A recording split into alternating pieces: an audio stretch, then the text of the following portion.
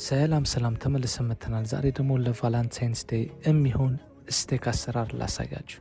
በቅድሚያ ስቴካችን እንቀመማለን። ቁንዶ በርበሬ፣ አንድ ቡና ማንኪያ ኦኒየን ፓውደር፣ አንድ ቡና ማንኪያ ኮረሪማ፣ አንድ ቡና ማንኪያ ጨው እናረግና በሁለቱም በኩል ተመሳሳይ የሆነ ቅመማ ካረግን በኋላ እጃችንን በመጠቀም በደንብ አርገን ማሪኔት አርገን ፍሪጅ ውስጥ ለአንድ ሰዓት እንተዋዋለን። መቀጠል ማሽ ፖቴቶ እናዘጋጃለን። ድንቻችን እንልጥና ድንቻችንን እንደዚህ ምስሉ ላይ እንደምታዩት በትናንሹ ቆርጠን እናዘጋጃለን።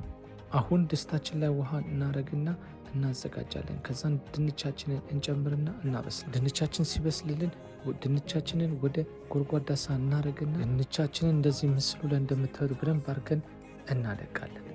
በደንብ ካደቀቅነው በኋላ አንድ ቡና ማንኪያ ኮረሪማ፣ አንድ ቡና ማንኪያ ኦኒየን ፓውደር፣ ትንሽ ቁንዶ በርበሬ እንዲሁም ጨው እናረግና በደንብ አርገን አሁንም እናዋህደዋለን። እዛ ትንሽ በትንሽ ሚልክ ወተት እያረግን በደንብ አርገን እያዋሃድን ኮንሲስታንቱ ልክ እንደዚህ ሲሆንልን ወደ ጎን እንሰዋዋለን።